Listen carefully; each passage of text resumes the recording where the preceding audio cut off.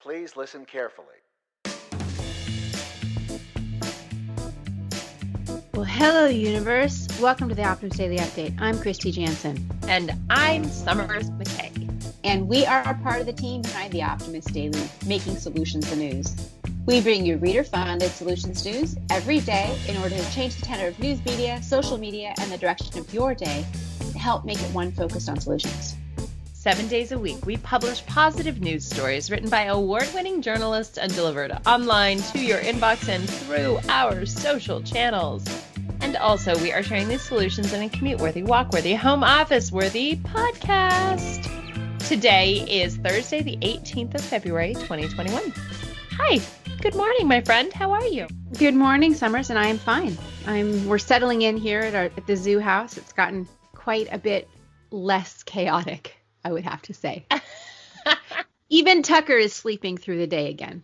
Oh, little Tucker. You were saying this is the first time Tucker's ever not stayed the night at his home. Well, not since he was a 3-month-old puppy. Yeah, since you brought him home. Yeah. Well, I'm glad you guys are settling in at the zoo house. Here at my regular zoo house, all is well. I spent a fair amount of time yesterday packing up. Actually, this sounds crazy, and I sound like such a hippie for saying this, but all of my essential oils and perfumes. Then I didn't have a chance to sort of shower after doing that. Instead, I had to go pick up our oldest daughter, and I was basically still wearing my pajamas, carrying a baby, covered with unbelievable amounts of essential oils. Smelling your patchouli. Oh my gosh. Fortunately not a ton of patchouli, but a lot of lang lang and some lavender gone wild. And it was this picture moment where I had that bad bun hair and the baby, and I was just like, Were you wearing your Uggs or your Birkenstocks? I was not wearing Uggs or Birkenstocks. I was wearing house slippers, like fuzzy house slippers. So it was definitely one of those days where I thought I am my own Halloween costume. Like if I was just, all I needed was like a Starbucks and I don't know, maybe my Instagram account or my Poshmark account. I don't know. But it was a busy day yesterday. It continues to be busy days. Hey, I have a little celebration though. We are at about 30,000 downloads of this podcast, Kristy. Whoa. Hey, that's a pretty amazing number. 30,000 people have spent time listening to you and I talk about our optimism and the solutions we find on the Optimist Daily and my cat and your dog. So this morning in our check-in, we were talking about what we were looking forward to. And both Kristy and I are kind of in a period of crazy sort of transition. She's at the zoo house and I'm prepping to move. And I am really looking forward to spring. And even though last year at this time, we were also looking forward to spring, and boy, oh boy, did spring come differently. There is just this optimism for me about the lengthening of days and waking up with the sun and just having. So I'm very much here in the northern hemisphere looking forward to spring. We're about a month out from spring here, and I can't wait for it. That's what I'm looking forward to. Kristy, what are you looking forward to? Well, I've stopped planning anything beyond just a few weeks.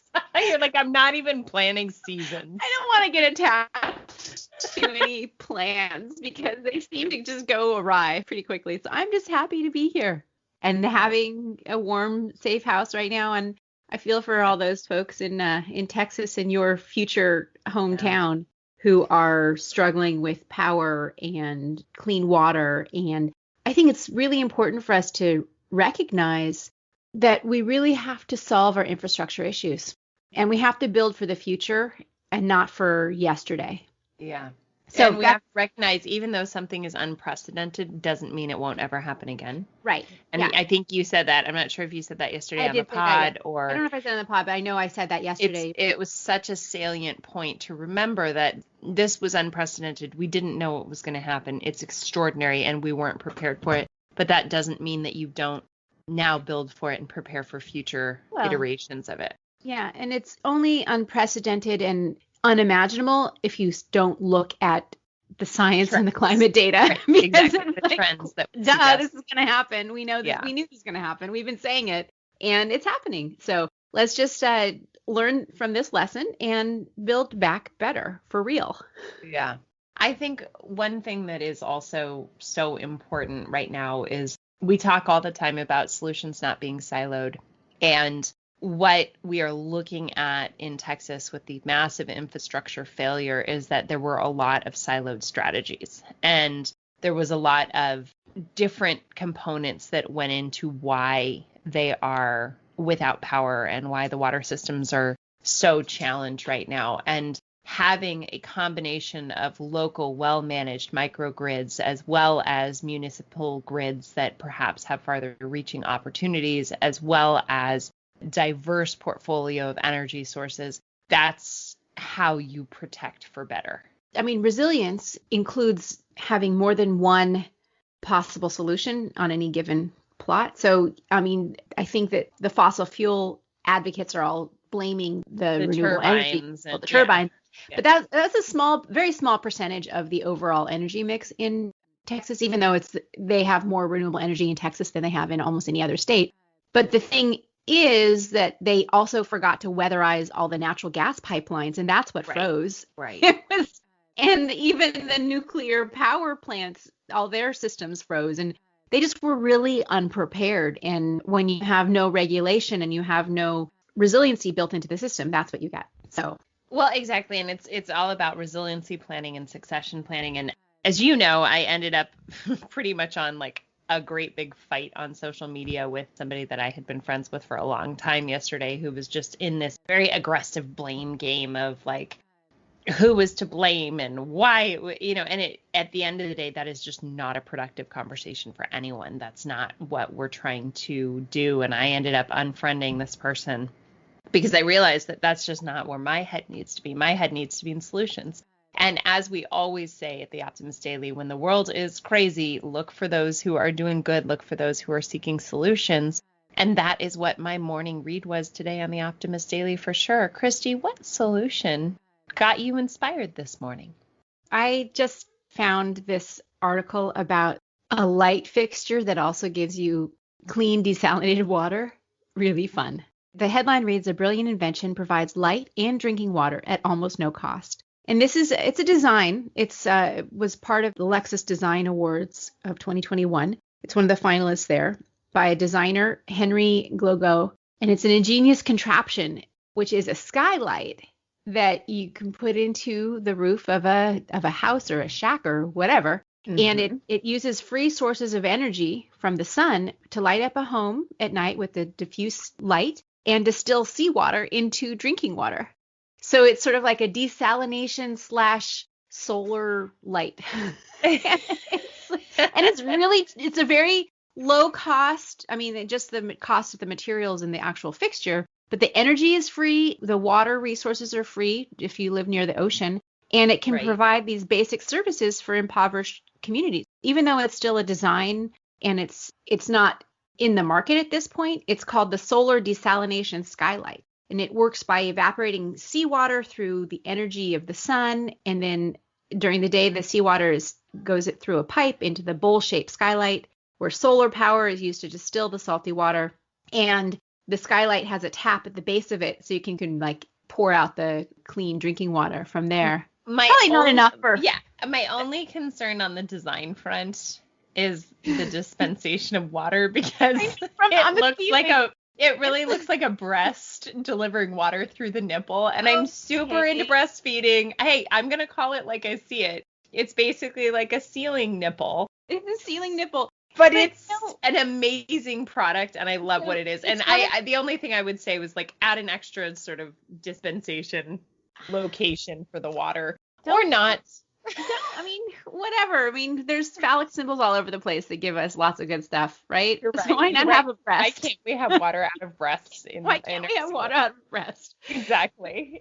So anyway, Glogo's design, the Solar Desalination Skylight, it's one of the finalists. There's some other really interesting, innovative finalists, but whether or not it's declared a winner, it's already proving to have a pretty impressive impact for some underprivileged communities. For example, in Antofagasta, Chile, is a place where the brilliant invention is already being used for some people who have very limited resources. And it's it's practical, affordable, takes advantage of free, clean energy resources. I just think it's kind of cool. And that's why I wanted to talk about it. I agree. I like it. I like that it's a solution that's already in practice and is already delivering, resources to people, and something that can be used, relatively efficiently. Yeah. And the skylight, the hardened salt actually helps to store the energy, and it works as like a diffuse solar light in the nighttime. So exactly. It's pretty cool. So it works at night too. Yeah. Like a battery. Yeah. Anyway. Sorry. So what about you? I think you wanted to talk about. I similarly chose a solution that has an impact right away. All of the solutions today on Optimist Daily were great, but there was one that just really struck me as tangible and tender. And the headline reads, "Workshop aims to help disabled Costa Rican women overcome social barriers." There is a workshop that is focusing on building technological skills, education, and cultivation projects for 35 women, disabled women, and their caregivers in the Nicoya region of Costa Rica. And what I love about this workshop, it's hosted by the National Women's Institute. It's practical, it's tactical, it gives them takeaways, and it elevates a community of people who might not otherwise have access to, technology. We here in our highly developed, highly expansive United States have a technological gap, right? There's an internet gap. There's certainly a technology understanding gap. I'm helping my mom with the Zoom situation right now. And it struck me in reading this story about just the way that this workshop, this collaboration of people, and these 35 women who get to participate, as well as their caregivers, they are all moved and changed, and their lives are enhanced by this work that they're doing together. So I just think that I love it. I love that it's a very simple solution of let's teach people skills, and let's teach people who didn't have access to technology and allow them to continue their education despite the pandemic, and allow disabled and impoverished women to learn within home environments. I love that this solution basically took the situation the world is in now, the advancing of online education, and said, all right, we're going to teach some people who really will benefit from it.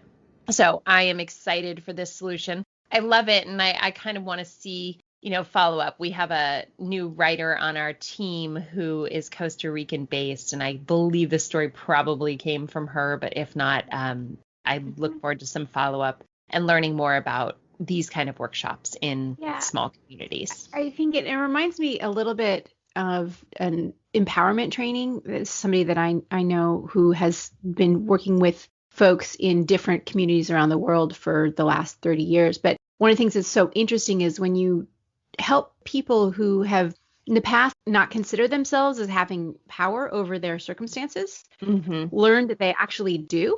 It's about changing mindsets as much as it is giving specific skills. Right. And so this is a program which is focused on specifically teaching new technologies and education. But I think it's opening up the idea that these women who have disabilities, whether they are in wheelchairs or otherwise abled, they can actually regain power over different aspects of their life. And that is a lesson in itself. Well, so it's that element of take control where you can. And then control becomes something that's no longer elusive in the same way. Yeah. So anyway, I like that article a lot. So thanks for highlighting it. Thank you. Well, we've also got some other great articles, right? Yay, trees. Tree Equity Program aims to bring greenery to low-income neighborhoods. I love that headline. I love that we're starting to think about green equity as well as other kinds of equity. But yes, having trees, it lowers depression, it lowers medical issues, and that's another way that we have social disequities in our cities. There's some vegan ice cream that gets its creaminess from lab-grown milk proteins. So they were not created by animals, but they are actually the same chemicals as you find in cow milk, I guess. So I'm interested in this one, but I'm also kind of challenged by it because I think that for me, I am not a bovine milk person. I'm just not. I don't know why, but I grew up with a bovine milk allergy. So my only concern on this one is does it do the same thing? So I'm going to try it and I'm going to see if it makes me feel like cow milk does, because if it does, then Well, it's still not for the people who are allergic to cow milk.